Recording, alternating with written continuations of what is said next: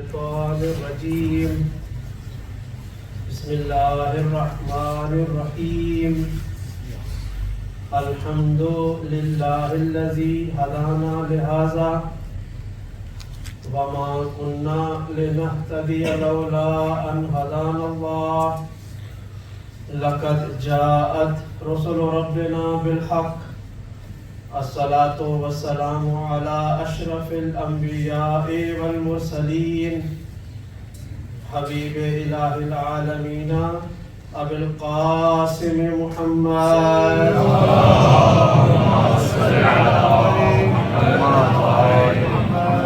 وعلى أهل بيته الطيبين الطاهرين المعصومين الذين أذهب الله عنهم الرجس وطهرهم تطهيرا.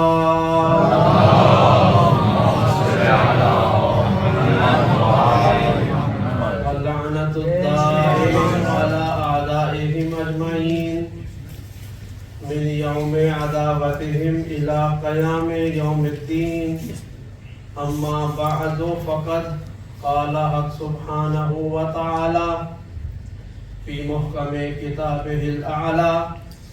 بسم الله الرحمن الرحيم. إن الأرض لله يورثها من يشاء من عباده والعاقبة للمتقين. سلام.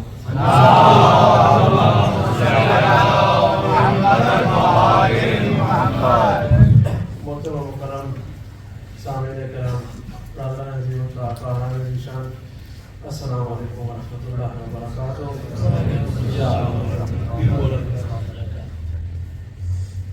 پروردگار نے اپنی ہمیشہ رہنے والی کتاب قرآن مجید میں ارشاد فرمایا کہ ان الارض للہ، یقیناً ساری زمین اللہ کے لیے ہے.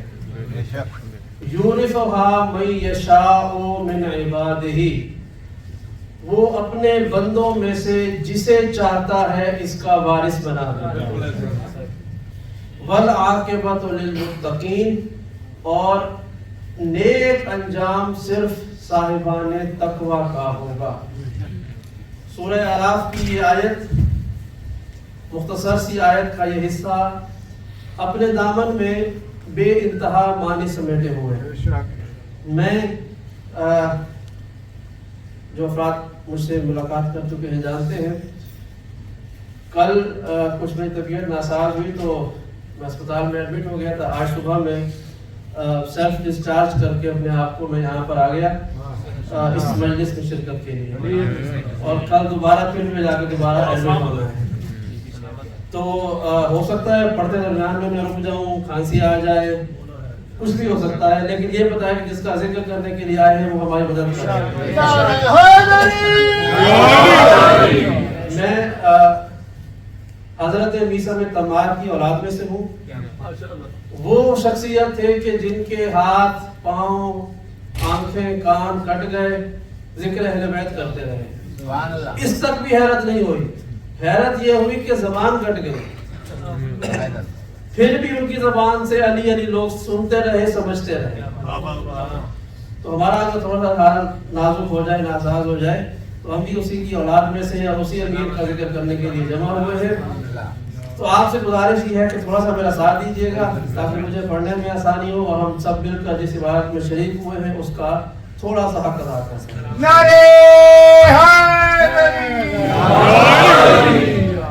تو پروردگار نے فرمایا کہ ان الارض للہ، ساری زمین اللہ کے لیے ہے.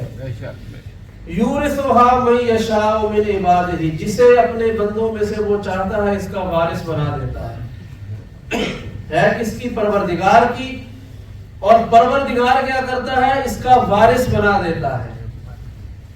زمین پر حکومت کرنے کے بارے میں روایات، حدیثیں اور آیتیں موجود ہیں کہ خدا جس کو چاہے حکومت دے دیتا ہے.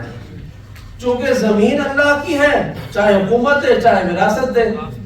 لیکن لطف کی بات یہ ہے کہ جسے حکومت دیتا ہے اس کے بارے میں یہ کہا ہے کہ یہ میری مرضی ہے، جب چاہوں حکومت دوں، جب چاہوں حکومت لے لوں. میری مرضی ہے، جسے چاہوں حکومت دوں، جس سے چاہوں لے لوں. لیکن زمین کے بارے میں یہ نہیں کہا کہ جس کو چاہوں وراثت دوں، جس سے چاہوں وراثت لے لوں، بلکہ کہا کہ یہ میری ملکیت ہے، جس کو چاہوں اپنے بندوں میں سے اس کا وارث بنا دوں. چونکہ پروردگار نے خود یہاں آ کر جسم کے ساتھ آباد نہیں ہونا تھا، لیکن اپنی ملکیت باقی رکھنی تھی، تو لہذا پروردگار نے اپنے امانت دار بندوں کو اس زمین کا وارث بنا لیا. میں توجہ کے ساتھ، پہلا لفظ قرآن مجید کی آیت ہے کہ خدا کہہ رہا ہے یورثھا، جسے وہ چاہتا ہے وارث بناتا ہے. اس کا مطلب یہ ہے کہ زمین کی وراثت ہوتی ہے. بھائی توجہ کے ساتھ، کم سے کم زمین کی وراثت ہوتی ہے. خدا نے قرآن مجید میں کہا ہے کہ ان العزت للہ جمیعا، ان القوت للہ جمیعا، للہ المشرق والمغرب، کہ ساری عزت اللہ کے لیے ہے، ساری قوت اللہ کے لیے ہے، مشرق اور مغرب اللہ کے لیے ہے. لیکن ان میں سے کسی کے بارے میں یہ نہیں کہا کہ میں جسے چاہوں عزت کا وارث بناؤں، جسے چاہوں قوت کا وارث بناؤں، جسے چاہوں مشرق و مغرب کا وارث بناؤں. انسانوں کو یہ کہا ہے کہ وَسَخَّرَ لَكُمُ الشَّمْسَ وَالْقَمَرَ وَاللَّيْلَ وَالنَّهَارَ، کہ تمہارے لیے مسخر کر دیا، سورج پر جاؤ، چاند پر جاؤ، دن کو بدلو، رات کو بدلو.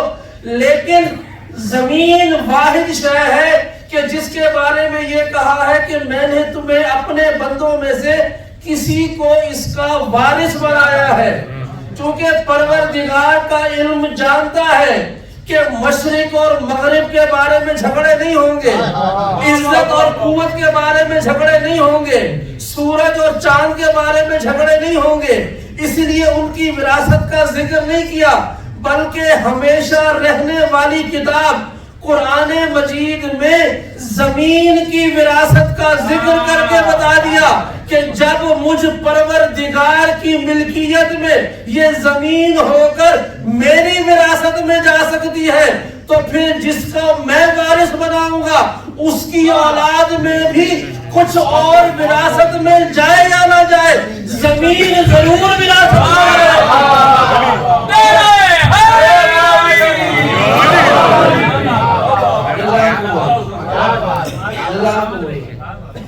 تو زمین ضرور وراثت میں جائے گی. اور وراثت ارض کا آغاز پروردگار سے ہوا. تو اب کوئی زمین کی وراثت کا انکار کرے تو پہلا دشمن ہے پروردگار کا. تو آئیے اب دیکھتے ہیں پروردگار نے کسے زمین کا وارث بنایا ہے. یہ روایت سچے خدا کے سچے رسول نے اپنی سچی بیٹی سے گفتگو کرتے ہوئے فرمایا.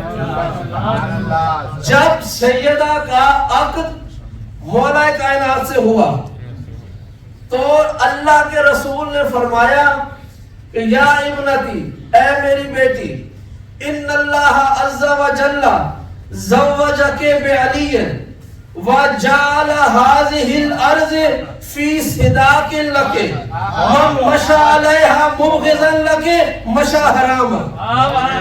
اب میں ترجمہ کروں گا، سمجھنے والے سمجھ جائیں گے.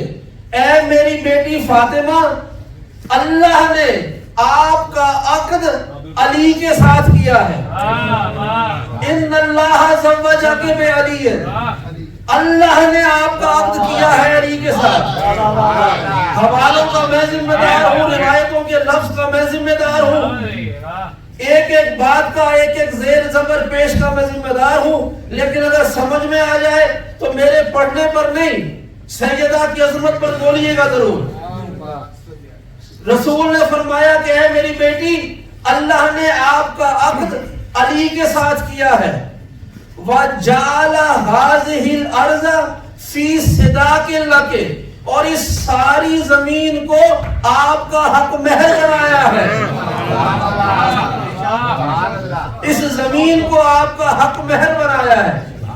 من مشى علیہا مبغضا لک مشى حراما، اور یاد رکھنا جو اس زمین پر آپ کا بغض دل میں لے کر چلے گا اس کا چلنا بھی حرام ہوگا.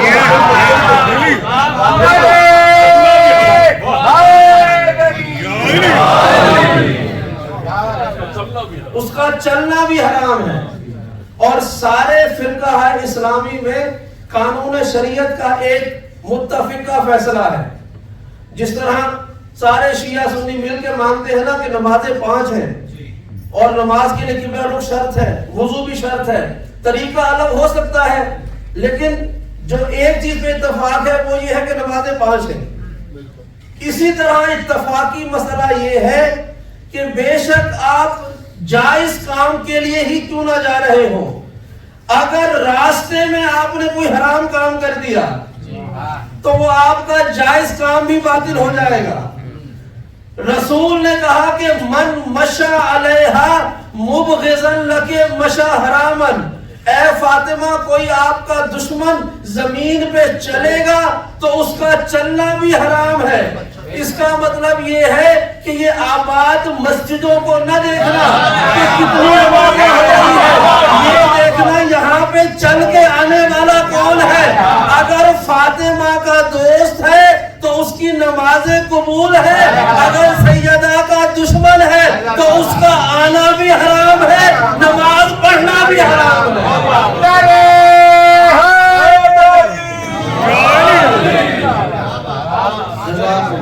سلوات پڑھیں محمد والے.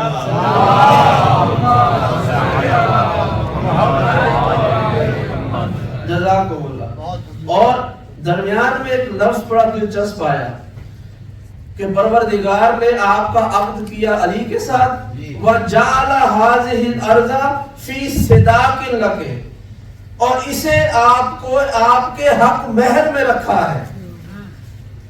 رسول خدا یہ کہہ سکتے تھے نا کہ اللہ نے اسے آپ کو ہدیہ کر دیا ہے, آپ کو تحفہ کر دیا ہے, آپ کے لیے صدقہ کر دیا ہے.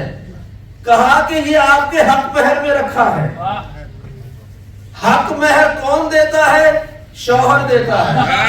بھائی شوہر دیتا ہے اور اپنی ملکیت میں سے دیتا ہے.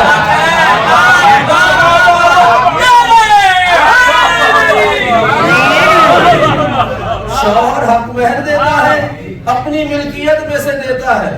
اچھا, جن بزرگوں نے اپنے بچوں کی شادیاں کی ہیں نا وہ جانتے ہیں کہ اگر بچہ خود کمانے والا ہو تو وہ کہتا ہے کہ جو میرے پاس ہے میں دے دوں گا, اور اگر اتنا نہ کماتا ہو تو باپ سے لے لیتا ہے. تو باپ اپنی ملکیت دے دیتا ہے کہ بے شک حق مہر تو میرے بیٹے کا ہے لیکن میری ملکیت میں ہے, میں نے دے دیا. اور رسول کہہ رہے ہیں کہ اللہ نے حق مہر سیدہ اس زمین کو رکھا ہے. یا تو یہ مان لو کہ ساری زمین علی ابن ابی طالب کی ملکیت تھی, یا علی کے پاس نہیں تھی تو ابو طالب سے لے کے ادا کی ہے. اور قانون شریعت اٹھائیے, حق مہر کے بارے میں کیا تبلیغ ہے.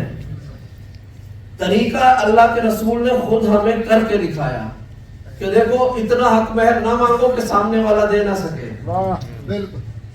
اتنا نہ مانگو کہ وہ اگر دے بھی دے تو خالی ہاتھ ہو جائے.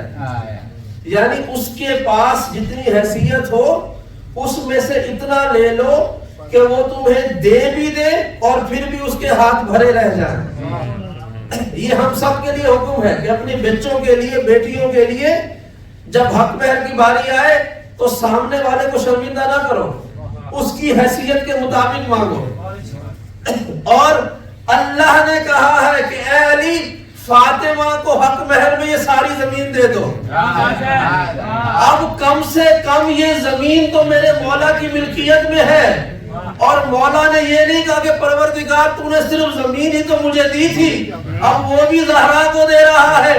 خدا کا حکم آنا اور علی کا اس زمین کو سیدہ کے حق مہر میں دے دینا بتاتا ہے کہ یہ زمین صرف ملکیت نہیں تھی, اس کائنات کے اور بھی کتنے خزانے تھے کہ جو علی کی ملکیت میں تھے. اور کتنا بڑا امیر ہے میرا اور آپ کا مولا کہ یہ ساری زمین سیدہ کو حق مہر میں دے کر بھی غریب نہیں ہوا, آج تک بھی جناب امیر کہلاتا ہے.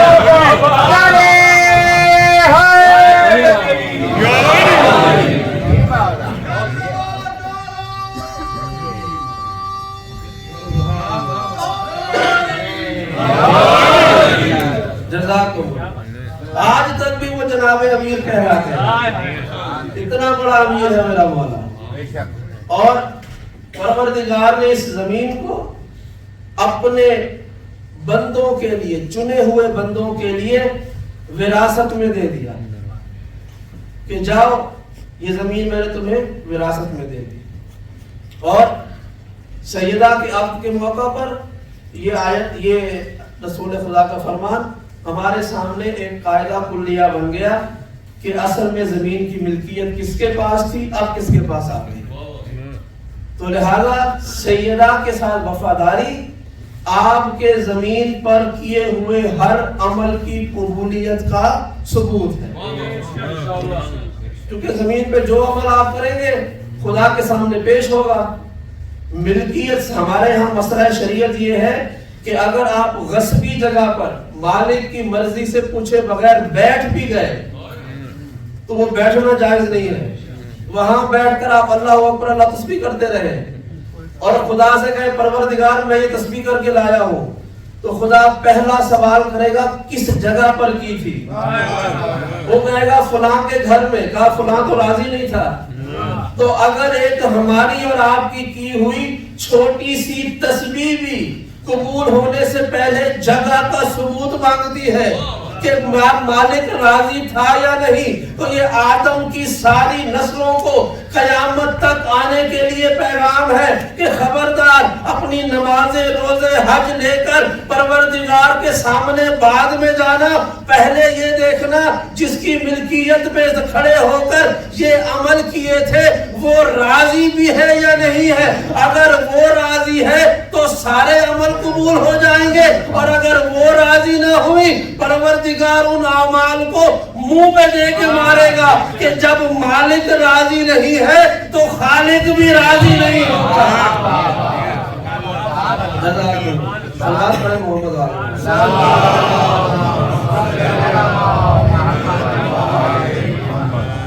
اور سیدہ کائنات ہمارے عالم امکان کی، عالم امکان یعنی جو کچھ بھی ممکن ہو سکتا ہے، اس ساری کائنات میں جو کچھ بھی ممکن ہو سکتا ہے، یہ میرا عقیدہ ہے، کوئی مانے یا نہ مانے اس کی مرضی ہے، اپنے عقیدے کے ثبوت کا میں ذمہ دار ہوں۔ عالم امکان میں فاطمہ الزہرا جیسی دوسری کوئی مخلوق پروردگار نے خلق نہیں کی، دوسری کوئی مخلوق خلق نہیں کی۔ اس کا ثبوت سنیے، میں آسان باتیں کرنے کا عادی ہوں مثالیں دے کر، تاکہ ہمارے ساتھ بچوں بزرگوں جوانوں کو بات سمجھ میں آ جائے۔ ہم مسلمانوں نے کہا کہ ہمارا اللہ جس کو ہم خدا مانتے ہیں وہ بارش برساتا ہے، قرآن میں لکھا ہے، احادیث میں آ گیا، ہم نے مان لیا۔ ہم نے دنیا کے سامنے کہا کہ ہمارا پروردگار بارش برساتا ہے۔ کچھ لوگ آئے ہندوستان سے، ہندو مذہب کے ماننے والے، انہوں نے کہا کہ تمہارا خدا نہیں بارش برساتا، ہمارا خدا برساتا ہے، اس کا کوئی نام بھی رکھا ہوا ہے۔ ہم نے کہا کہ ہمارا خدا زمین سے درخت اگاتا ہے، انہوں نے کہا کہ نہیں تمہارا خدا نہیں ہمارا خدا اگاتا ہے۔ ہم نے کہا رزق ہمارا خدا بانٹتا ہے، انہوں نے کہا کہ نہیں تمہارا نہیں ہمارا خدا بانٹتا ہے۔ یعنی جھوٹا ہی صحیح لیکن خدا کے مقابلے پر خدا آ گیا، توجہ کے ساتھ، جھوٹا ہی صحیح خدا کے مقابلے پر خدا آ گیا۔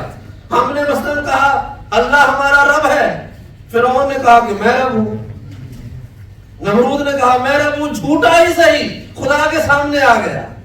توجہ کے ساتھ ہم نے کہا محمد مصطفیٰ کائنات کے سب سے عظیم رسول ہیں، یہودیوں نے کہا کہ نہیں محمد نہیں ہے موسیٰ ہے۔ ہم نے کہا محمد سب سے افضل ہے، عیسائیوں نے کہا کہ نہیں محمد نہیں ہے عیسیٰ ہے۔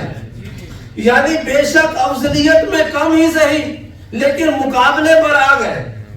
ہم نے کہا علی رسول خدا کے بعد سب سے افضل ہے، لوگ کسی اور کو لے کر آ گئے، بھائی غلط ہی صحیح لیکن مقابلے پر آ گئے۔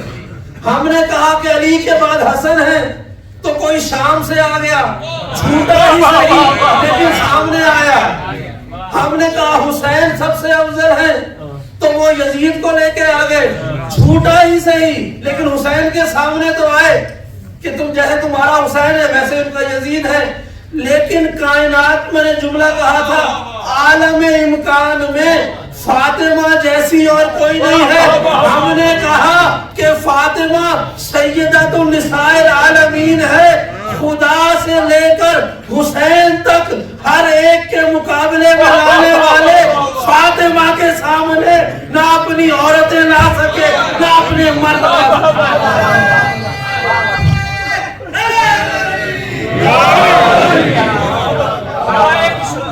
سیدہ طاہرہ بآواز بلند صلوات۔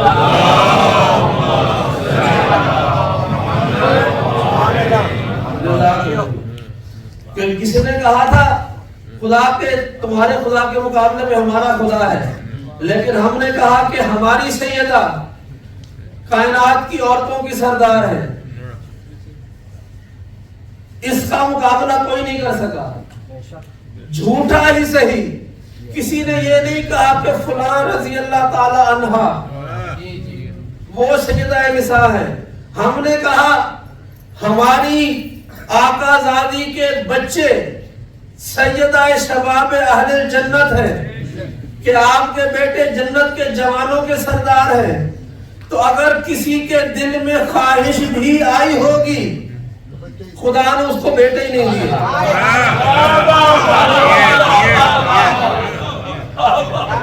خدا کو سیدہ کا جھوٹا مقابلہ بھی پسند نہیں ہے۔ جزاکم اللہ، سلامت رہے۔ جو سمجھ گئے ہیں جو بولے ہیں وہ سلامت رہے، جو سمجھ کے خاموش رہے ہیں وہ بھی سلامت رہے۔ خداوند کریم کے نبی معراج پر گئے، روایت سنیے، معراج پر گئے جب یہ نماز کا حکم آیا تھا۔ روایت کے لفظ ہے جب معراج سے واپس آئے، جب معراج پر گئے تو پروردگار نے کہا کہ اے حبیب میری طرف سے اپنی امت کے لیے ایک تحفہ لے جاؤ۔ وہ تحفہ لے کے گئے۔ ابھی آپ سن رہے تھے کہ نماز ہمارے لیے عزت کی بات ہے، اس لیے عزت کی بات ہے کہ اللہ نے ہمیں تحفے میں بھیجی ہے۔ سنیے گا، تحفے میں بھیجی ہے۔ تحفے کو خراب نہیں کرنا چاہیے، تحفے میں کمی کرنا، اس کے اوپر لکیریں مار دینا۔ میں آپ کو ایک پینٹنگ دوں، آپ کو اسپرے پینٹ کر دیں تو اس کا مطلب ہے کہ آپ کی میری محبت نہیں ہے، بس یہ جملہ ذہن میں رکھیے گا۔ تحفے کو پروردگار نے جیسا دیا ہے اس کو ویسے ادا کرنا چاہیے۔ خدا نے کہا کہ اے میرے حبیب یہ نماز میری طرف سے آپ کی امت کا تحفہ ہے، اور ہر نماز 2 رکعت تھی۔ یہ روایت بڑے غور سے سننے والی ہے، ساری مجلس کا خلاصہ یہ روایت ہے۔ ہر نماز 2 رکعت، شروع میں 5 نمازیں تھی، ہر نماز 2 رکعت تھی، کل 10 رکعتیں تھیں۔ تو رسالت میں آپ نے کہا پروردگار یہ نماز تو تیرے لیے ہے، کہا پھر یہ 2 رکعتیں کیوں ہیں؟ تو جو واحد ہے تو پھر یہ 2 رکعتیں کیوں دے رہا ہے؟ 1 رکعت کی نماز دے دے۔ تو پروردگار نے کہا کہ اے میرے حبیب مجھے تجھ سے بڑی محبت ہے، میں چاہتا ہوں کہ کوئی جب بھی مجھے یاد کرے تو میرے ساتھ تجھے بھی یاد کرے، لہٰذا یہ جو 2 رکعتیں ہیں پہلی رکعت میری ہے، دوسری رکعت تیرے لیے ہے۔ توجہ کے ساتھ، دوسری رکعت تیرے لیے ہے۔ تو جب اللہ کے رسول نے یہ جملہ سنا تو فرمایا پروردگار میرے اہل بیت بھی زمین پر ہیں، میرے گھر والے بھی زمین پر ہیں، جس طرح تیری خواہش یہ ہے کہ جو تجھے یاد کرے ساتھ مجھے یاد کرے، میری خواہش یہ ہے جو مجھے یاد کرے ساتھ میرے اہل بیت کو یاد کرے۔ تو کچھ ایسا تحفہ دے کہ جس میں سب یادیں سما جائیں۔ تو پروردگار نے نماز کی رکعتوں کو بڑھا دیا، کہا کہ فجر کی 2 رکعتیں، ظہر کی 4 رکعتیں، پہلی 2 تیری اور میری، دوسری 2 رکعتیں حسن کے نام کی، عصر کی 2 رکعتیں، پہلی 2 رکعتیں میری ہیں، دوسری 2 رکعتیں حسین کے نام کی ہیں. تیسری مغرب پہلی 2 رکعتیں تیری اور میری، جو تیسری رکعت ہے وہ فاطمہ کے نام کی. جو عشاء ہے تو پہلی 2 رکعتیں ہیں وہ تیری اور میری، جو دوسری 2 رکعتیں ہیں وہ علی کے نام کی. توجہ کے ساتھ. اچھا جب میں نے یہ روایت یہاں تک پڑھی تھی نا میں بھی خاموش ہو گیا تھا، کیونکہ اس میں ایک بڑا عجیب سا سوال ہے کہ باقی سب کے نام کی 2 رکعتیں، جس کے صدقے میں کائنات خلق ہوئی ہے اس کے لیے صرف 1 رکعت، مغرب کی 1 رکعت تو سیدہ کے نام کی. عجیب بات ہے نا. اللہ کے رسول کا فرمان ہے، حدیث قدسی میں فرمایا گیا، پروردگار نے فرمایا یا محمد لولاک لما خلقت الافلاک، آپ نہ ہوتے میں کائنات نہ بناتا. پھر فرمایا لولا علی لما خلقتک، اگر علی نہ ہوتے میں آپ کو نہ بناتا. پھر فرمایا ولولا فاطمہ لما خلقتکما، فاطمہ نہ ہوتی میں تم دونوں کو نہ بناتا. تو وہ جو وجہ تخلیق کائنات کی بھی وجہ تخلیق ہے، اس کے نام کی 1 رکعت. کتنی عجیب بات ہے. تو کوئی سوال کرے تو ظاہراً بے انصافی لگتی ہے نا کہ سب کے نام کی 2 سیدہ کے نام کی 1، کہ جو آسمانوں پر تعارف کا عنوان ہے اہل بیت کے لیے، تو ان کے نام کی 1 رکعت کیوں؟ توجہ کے ساتھ. میں نے کہا یہ پوری مجلس کا خلاصہ اور روح ہے یہ روایت کہ فجر کی 2 رکعتیں محمد اور پروردگار کے نام کی، ظہر کی پہلی 2 اللہ اور رسول کی اور دوسری 2 حسن مجتبیٰ کی، ظہر کی پہلی 2 خدا اور رسول کی، دوسری 2 حسین کی، مغرب کی پہلی 2 پروردگار کی اور نبی کی، تیسری رکعت سیدہ کی، اور عشاء کی پہلی 2 خدا اور رسول کی، آخری 2 علی کی. یہ سیدہ کے حق کے بارے میں 1 رکعت کم کیوں کر دی گئی؟ یہ راز تب کھلا کہ جب میں نے نماز میں شریعت کے احکام دیکھے کہ جو گھر میں نماز پڑھے گا وہ ساری نمازیں پوری پڑھے گا، لیکن جو مسافر ہو جائے گا جو نماز قصر کر دے گا کہ وہ سفر پر چلا جائے تو ظہر کو 2 پڑھ لے، عصر کی 2 پڑھ لے، عشاء کی 2 پڑھ لے. لیکن مغرب کی نماز وہ ہے کہ جو مسافر پڑھے تب بھی پوری پڑھنی پڑے گی، کوئی گھر والا پڑھے تب بھی پوری پڑھنی پڑے گی. تو اب راز کھلا، خدا جانے کتنی محبت ہے اس سیدہ سے پروردگار کو کہ اس کے نام والی نماز بھی پروردگار کو کم ہونا قبول نہیں ہے.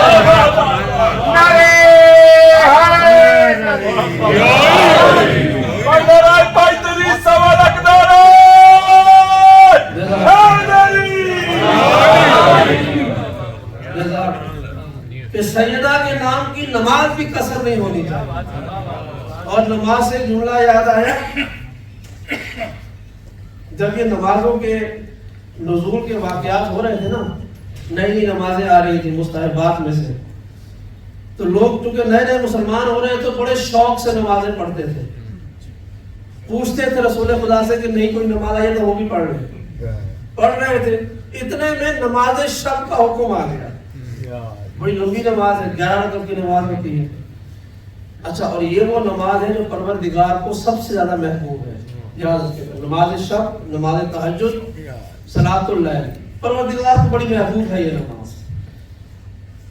نماز شب کے احکام نازل ہوئے تو دیکھنے میں آیا کہ مسجد نبوی رات کو بھر جایا کرتی تھی.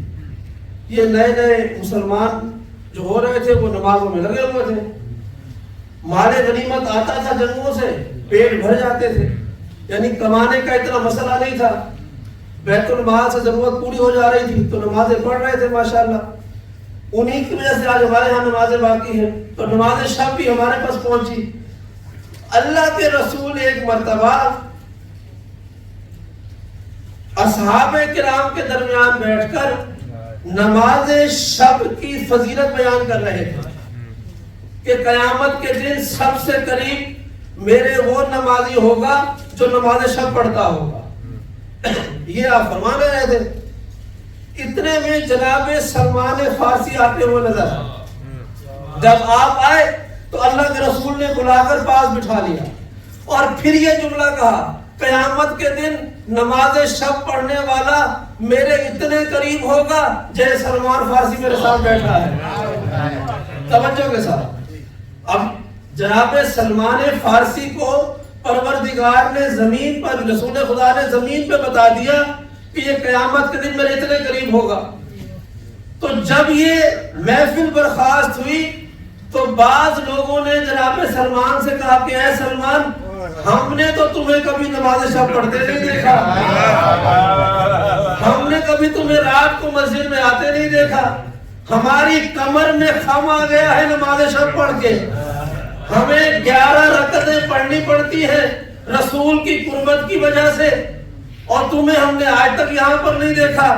جناب سلمان نے مسکراتے ہوئے کہا، خدا کی قسم میں نماز شب تب سے پڑھ رہا ہوں جب نماز شب کا حکم بھی نہیں آیا تھا۔ توجہ کے ساتھ، جب نماز شب کا حکم بھی نہیں آیا تھا میں تب سے پڑھ رہا ہوں۔ تو پھر حیران ہوئے کہ چلے پہلے سے پڑھ رہے ہیں، لیکن جب سے ہم نے پڑھنا شروع کی ہم نے پھر بھی آپ کو نہیں دیکھا۔ فلاں شخص سب سے پہلے مسجد میں آتا ہے اور سب سے آخر میں جاتا ہے، اس نے آپ کو آج تک نماز شب کے لیے مسجد میں آتے ہوئے نہیں دیکھا، یہ نماز شب کہاں پڑھتے ہیں؟ جناب سلمان کے اس جملے پر ہم جیسے لوگوں کی قیامت تک کی تقریریں قربان ہو جائیں۔ جو جواب انہوں نے دیا، انہوں نے کہا دنیا والوں تمہاری نماز شب کا مصلی اور ہے، میری نماز شب کا مصلی اور ہے۔ کہا وہ کس طرح؟ کہا کہ تمہاری نماز شب کا مصلی مسجد نبوی کی زمین ہے، میری نماز شب کا مصلی فاطمہ کے دروازے کی دہلی کی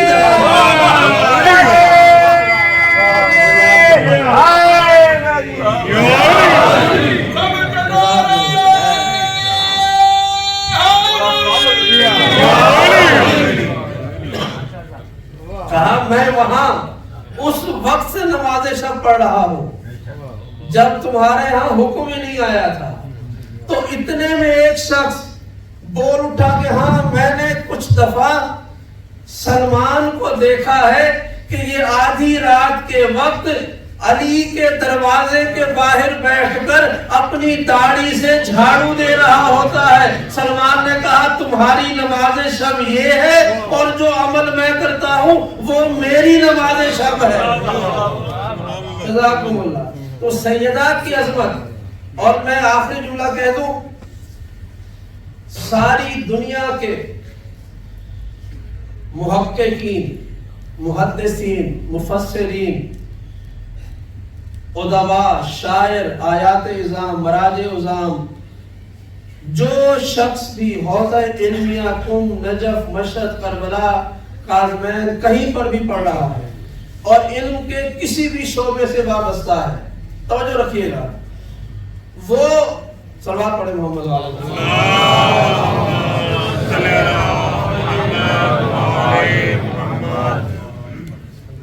سارے دیگر صلوات پڑھے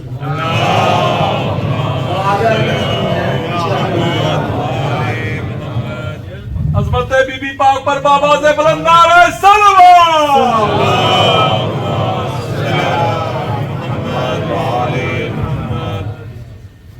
تو جتنے بھی علماء کرام، مراجع اعظام، آیات کرام، محدثین، محققین، مفسرین، تاریخ نویس، شاعر، ادیب، جو شخص بھی دین کے ساتھ وابستہ ہے، اگر قیامت تک کے لیے اس شخص سے ساری ضروریات انسانیہ اٹھا لی جائیں کہ نہ وہ اسے نیند آئے، نہ بھوک لگے، نہ پیاس لگے، نہ اس کو کوئی اور ذمہ داری ہو، نہ بیٹھتے ہوئے وہ تھکے اور نہ کلام کرتے ہوئے اسے نیند آئے، قیامت کی صبح آ جائے اسی عالم میں، تو سیدہ کے باقی فضائل اپنی جگہ پر، صرف 2 فرامین جو سیدہ کے بارے میں نازل ہوئے ہیں ان کا حق ادا نہیں ہو سکتا۔ کہ ان کا مطلب کیا ہے؟ چونکہ یہ ان راتوں میں سے ہے جو راز یا پروردگار جانتا ہے یا وہ کہ جن زبانوں سے جاری ہوئے. ایک میں نے آپ کے سامنے بیان کیا کہ یا محمد لولا کا لما خلقت الافلاق ولولا علی لما خلقتک ولولا فاطمہ لما خلقتک. وجہ تخلیق کائنات محمد مصطفیٰ کی ذات ہے اور فاطمہ الزہرا وجہ تخلیق ذات محمد مصطفیٰ ہے. اس راز کو نہ مجھ میں بیان کرنے کی ہمت ہے نہ آپ کی سماعتیں یہ برداشت کریں گی. اور میں نے کہا قیامت کی صبح تک لکھنے والے لکھنے بیٹھ جائیں اس کی تفسیر مکمل نہیں کر سکتے. اور دوسرا جملہ ہمارے 11ویں امام نے فرمایا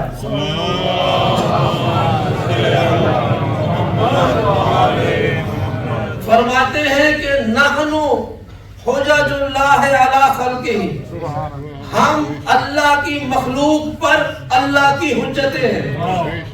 وجدت فاطمہ حجت اللہ علینا، جس طرح ہم باقی مخلوق پر اللہ کی حجت ہے ہماری جدہ فاطمہ ہم پر اللہ کی حجت ہے. اب اس تفسیر کو لے کے جائیے اپنی پسند کے عالم کے پاس، ان سے پوچھیں کہ ہم اس کا مطلب سمجھا دیں کہ معصوم کہہ رہا ہے کہ ہم زمین پر حجت ہیں مخلوقات پر اور فاطمہ ہم پر حجت ہے. حجت کا مطلب ہوتا ہے ایبسولوٹ اتھارٹی، ایبسولوٹ اتھارٹی، جس کے بعد کوئی کوسچن مارک نہیں ہوتا، کوئی بٹ اف نہیں ہوتا. جو کہہ دیا وہ کہہ دیا، جو آپ کی زبان سے جاری ہوا سو ہو گیا. اور خدا کی قسم میں نے سیدہ کے نام کے ساتھ جڑے ہوئے ایسے معجزات دیکھے ہیں، کیونکہ ہمارے یہاں آج کل ایک رواج یہ ہو گیا ہے کہ ہم ہر بات کو اپنی عقل کے پیمانے پر پرکھنے کی کوشش کرتے ہیں. یہ کیسے ہو سکتا ہے، وہ کیسے ہو سکتا ہے. ایک جملہ میں نے پہلے بھی کہا، دوبارہ کہہ رہا ہوں، مجھے اس جملے سے اختلاف ہے جو ہمارے بعض احباب منبر پر کہتے ہیں کہ معصومین کے بارے میں سوچو نہیں بس مانو. میں کہتا ہوں یہ بات نہیں، ان کے بارے میں سوچو، صبح سوچو، دوپہر کو سوچو، رات کو سوچو، شام کو سوچو، آدھی رات کو سوچو، سوتے سوچو، اٹھتے سوچو، بیٹھتے سوچو، چلتے پھرتے کام پر ہر وقت سوچو. جب سوچ سوچ کے تھک جاؤ اور کچھ سمجھ نہ آئے تو پھر یہ علی ہوتا ہے، یہ فاطمہ ہوتا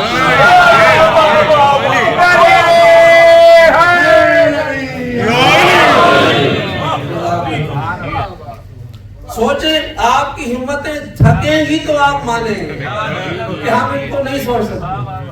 جزاکم اللہ. بس ہمارے اس فرش عزا کے زینت، ہمارے دل و جان اس وقت جو عزاداری ساری دنیا میں ہو رہی ہے، اس نوح خانی کے شہزادے ہمارے بھائی میر سمیر صاحب تشریف لا چکے ہیں.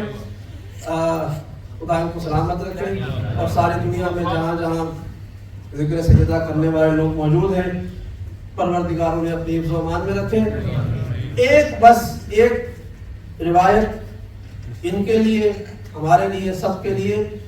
امام زمانہ کے ظہور کا ہم سب انتظار کر رہے ہیں.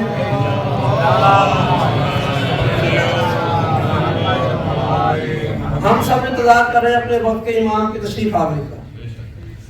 اور روایات میں بھی ہے کہ جو اپنے وقت کی امام کی معرفت کے بغیر مرا وہ جاہلیت کی موت مرا. تو ہم انتظار کے امام میں مصروف ہیں اور ہماری دعا بھی یہی ہے کہ اگر ہم امام کے ظہور سے پہلے مر جائیں تو خدا ہمیں ان کے وقت دوبارہ اٹھا لے. حضرت ام ایمن رسالت مآب کی ایک کنیز یمن کی رہنے والی تھی اور رسالت مآب کے پاس اپنی مرضی سے کنیزی حاصل کرنے کے لیے آئی ہیں. حضرت ام ایمن، نام یاد رکھیے گا. حضرت ام ایمن کا نام ان 11 یا 13 خواتین میں آتا ہے کہ جن کے بارے میں حتمی فیصلہ ہے کہ یہ امام زمانہ کے لشکر میں اٹھائی جائے.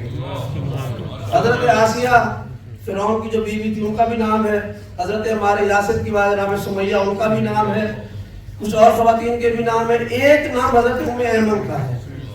حضرت ام ایمن وہ ہے کہ جن کے بارے میں اگر آپ تاریخ پڑھیں تو 2 جملے کہا کہ یہ رسالت مآب کو اکثر تجدید وضو کرواتی تھی، برتن کھڑی ہو جاتی تھی، رسالت مآب کے وضو اتنا پانی، تو یہ جان بوجھ کر تھوڑا سا پانی زیادہ ڈال لیتی تھی تاکہ جو پانی بچے گا یہ اس کو پی لیا کرے، تاکہ رسالت مآب کے وضو والا پانی یہ نوش فرما دے۔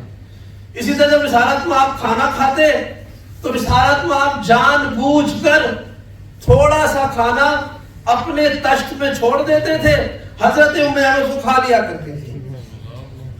اسی وجہ سے ایک مرتبہ یہ اپنے ملک یمن جا رہی تھی، راستے میں صحرا آیا، راستہ بھول گیا، پیاس کا غلبہ ہوا، انہوں نے پروردگار سے دعا کی کہ پروردگار تجھے تیرے حبیب کے کھائے اور پیے ہوئے بچے ہوئے برتن میں جو پانی میں نے پیا تھا تجھے اس پانی کا واسطہ کہ میں صحرا میں پیاسی ہوں، مجھے سیراب کر دے۔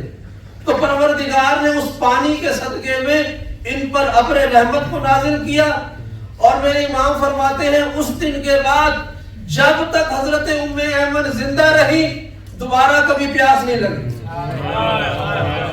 یہاں تک روایت سبحان اللہ والی ہے، لیکن امام زمانہ کے لشکر میں اٹھائے جانے کا سبب یہ نہیں ہے۔ امام کے لشکر میں اٹھائے جانے کا سبب کیا ہے؟ وہ عقدہ رسالت مآب کی شہادت کے بعد کھلا کہ جب جناب سیدہ اپنا حق مانگنے دربار میں گئی تھی، حاکم نے کہا تھا کہ گواہ لے کے آؤ، تو حضرت ام ایمن وہ تھی کہ جو سب سے پہلے سیدہ کی گواہ بن کے گئی تھی، جانتی تھی کہ دربار میں کیا ہونے والا ہے، دشمنی حاکم بھی آ جائے گی، عوام کی دشمنی بھی ہو جائے گی، لیکن حضرت ام ایمن نے دنیا کی پرواہ کیے بغیر سیدہ کی حمایت میں لب کشائی کی تھی۔ تو جو سیدہ کی حمایت میں زمین پر بولتا ہے اسی کا حق بنتا ہے کہ امام زمانہ کے لشکر میں اٹھایا جائے گا۔ اگر آپ چاہتے ہیں کہ امام وقت کے لشکر میں اٹھائے جائیں تو واجب ہے نمازوں کی طرح، واجب ہے عقیدہ توحید کی طرح کہ سیدہ کے حق میں اپنی آوازوں کو بلند کیا کریں۔ میں اتحاد بین المسلمین کا بہت بڑا داعی ہوں، لیکن اتحاد ہوگا تو سیدہ کی ذات پر ہوگا، مرکز اتحاد ذات سیدہ ہوگی۔ اتحاد کریں گے، کمپرومائز نہیں کریں گے، بالکل ہم سیدہ کے حق پر کمپرومائز نہیں کریں گے۔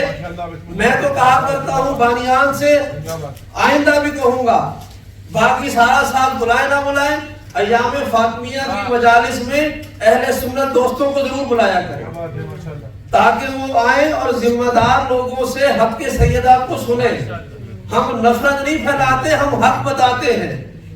اگر حق بتانا بغاوت ہوتی تو موسیٰ کبھی فرعون کے دربار میں کھڑے ہو کر لا الہ الا اللہ نہ کہتے۔ اس کا مطلب ہے کہ ظالم کے سامنے حق کہنا یہ انسانیت کا ثبوت ہے، اور اس زمانے میں انسانیت کا سب سے بڑا ثبوت جناب سیدہ کے حق میں بولنا ہے۔ شیعہ سنی کی بحث کو چھوڑے، آخری جملہ شیعہ سنی کی بحث کو چھوڑے، اتنا ضرور بتا دے کہ ہمارے اور آپ کے نبی کی بیٹی اس دنیا سے کس حالت میں رخصت ہوئی، بس۔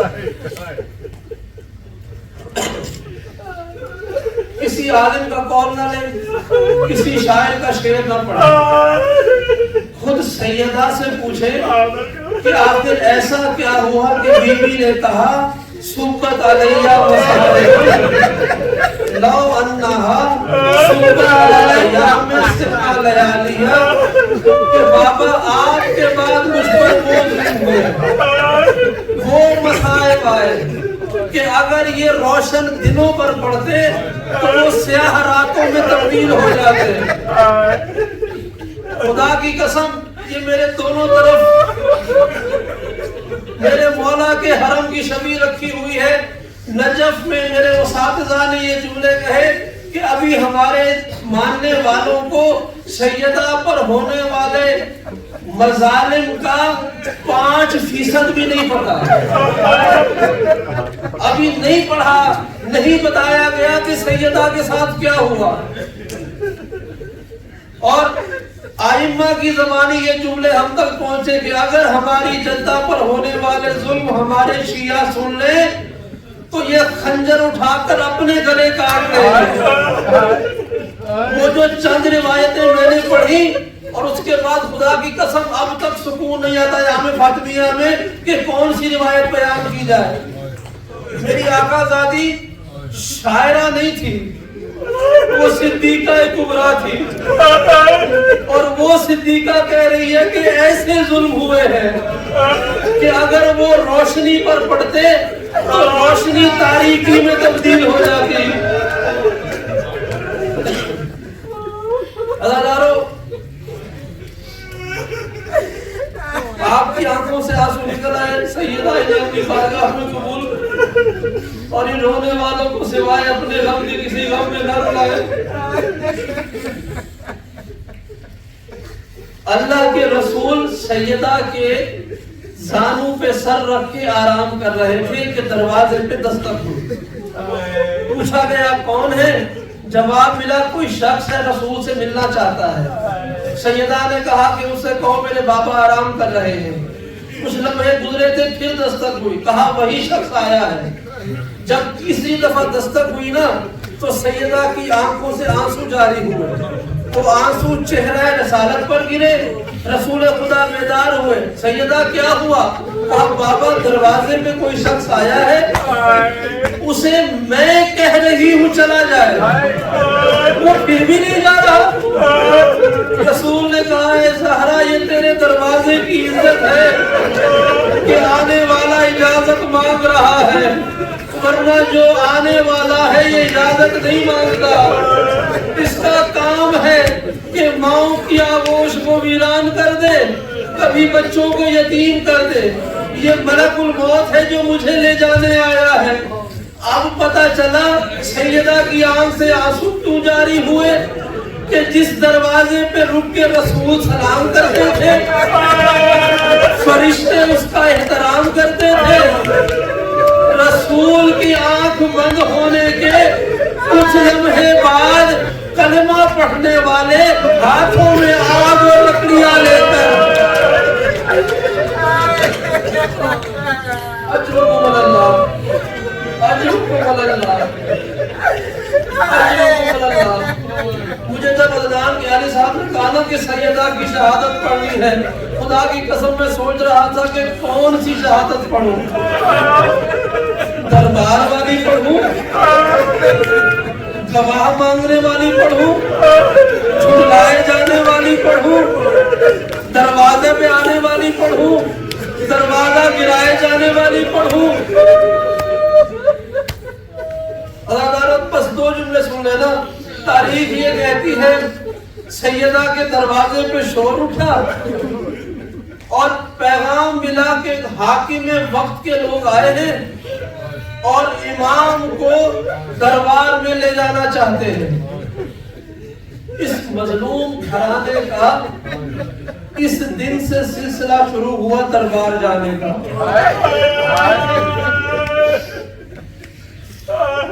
سیدہ نے دروازے پر آ کر کہا کہ بس مختصر کر رہا ہوں، حاکم وقت کے لوگوں علی باہر نہیں آئیں گے، علی کا وعدہ ہے کہ جب تک قرآن مکمل نہ کر لیں وہ گھر سے باہر نہیں آئیں گے۔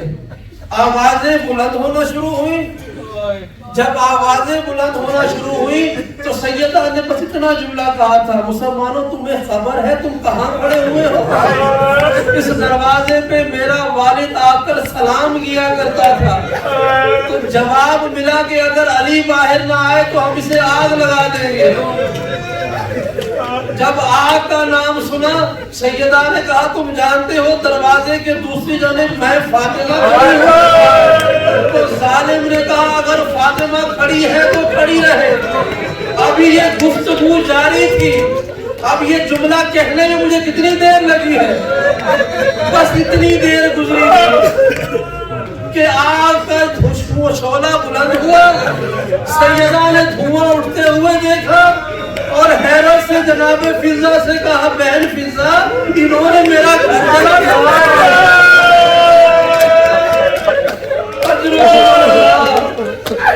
بہن فضا انہوں نے میرا دروازہ جلا ڈالا۔ شاید ہم اتنا نہ روتے اگر صرف دروازہ چل جانے پر بات ختم ہوتی۔ ادادار و تاریخ کے جملے ابھی سید بات ختم نہ ہوئی تھی کہ وہ ظلم ہوا جو خدا کرے نہ ہوتا۔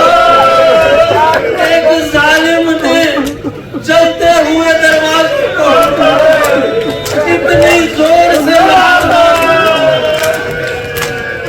وہ چلتا ہوا دروازہ سیدہ کے پہلو پہ گیا۔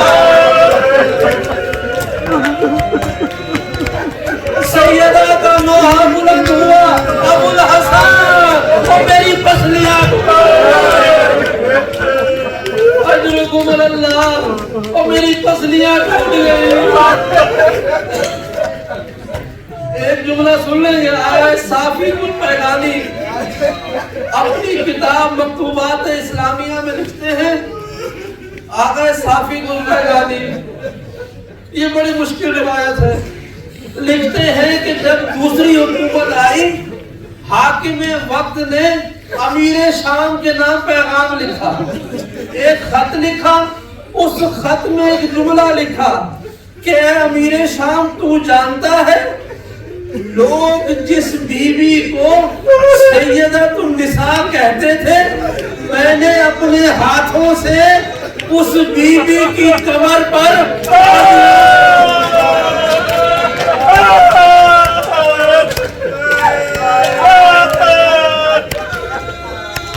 میں نے تازیانے برسائے ہیں۔ آقا وحید خراسانی کا جملہ ہے، انہوں نے حرم میں یہ جملہ پڑھا، ہر سال پڑھتے ہیں، کہتے ہیں فاطمہ پہ رونے والوں تم فاطمہ کے لکڑی کے دروازے کو لاج رکھتے ہو، اس دروازے میں لگی ہوئی لوہے کی میخوں کو اتار نہیں سکتے۔ اجرکم اللہ، اجرکم اللہ۔ ادادار تاریخ کے جملے ہیں، ایسا وقت آیا سیدہ چلتے ہوئے دروازے کے نیچے تھی اور اوپر سے 40 لوگ۔ اجرکم اللہ، اجرکم اللہ۔ اضافی جملہ سن لینا، ادادار تاریخ کے جملے ہیں، سیدہ نے اپنے آپ کو اپنے حجرے میں بند کیا، جناب فضا سے کہا کہ میرے حسن و حسین باہر گئے ہیں، میں اپنے حجرے میں جا رہی ہوں، جب تک میری تسبیح کی آواز آئے سمجھنا زہرا زندہ ہے، جب تسبیح کی آواز بند ہو جائے سمجھنا زہرا کو سکون آ گیا ہے۔ اداداروں کچھ دیر کے بعد تسبیح کی آواز آنا بند ہو گئی۔ یہ دو شہزادے باہر سے گھر پہ آئے، آتے ہی کہا کہ ہماری ماں کہاں ہے؟ شہزادی فضا نے کہا بچوں پہلے کھانا کھا لو، آپ کی والدہ آرام کر رہی ہے۔ بچوں نے کہا اماں فضا کیا ہم نے ماں کے بغیر کبھی کھانا کھایا ہے؟ مولا کائنات تشریف لائے، اطلاع ملی۔ ایک جملہ سنیں گے، جس حجرے میں مولا سیدہ سے آخری ودا کر رہے تھے نا، لوگ جسے کفن پہنانے کا نام دیتے ہیں، اس حجرے سے علی مولا کے اونچی آواز میں رونے کی آواز آئی۔ جب مولا باہر آئے تو کسی نے کہا یا علی آپ تو بڑا صبر کرنے والے تھے، آپ تو بڑے بہادر تھے، یا علی زہرا کے جنازے پر اتنا اونچا کیوں روئے؟ تو مولا نے کہا کہ بے شک میں بڑا صبر کرنے والا ہوں، جب جب میرا عقد زہرا سے ہوا تھا تو رسول نے کہا تھا اے علی یہ فاطمہ میری امانت ہے اور زہرا کا خیال رکھنا. آج زہرا سے رخصت کرتے ہوئے میں نے دیکھا زہرا کی پسلیاں بھی ٹوٹی ہوئی تھی, زہرا کے ہاتھ کی انگلیاں. عزادارو سیدہ کا جنازہ گھر کے صحن میں سب جنازے کے ارد گرد گریا کر رہے. جناب فضا نے دیکھا کہ غریب کربلا حسین ایک کونے میں کھڑے ہوئے ہیں. آپ نے بڑھ کر کہا کہ اے امام آپ ماں کے جنازے سے رخصت نہیں ہوں گے؟ تو دور کھڑے ہوئے مولا نے کہا اما فضا کیا میرا مرتبہ عیسیٰ سے زیادہ نہیں؟ جب تک مریم نے نہ اشارہ کیا تھا تب تک عیسیٰ نہیں بولے تھے. جب تک میری ماں مجھے نہ بلائے گی میں قریب نہیں آؤں گا. جب یہ جملہ سنا سیدہ کے بندے کفن ٹوٹے, زخمی ہاتھ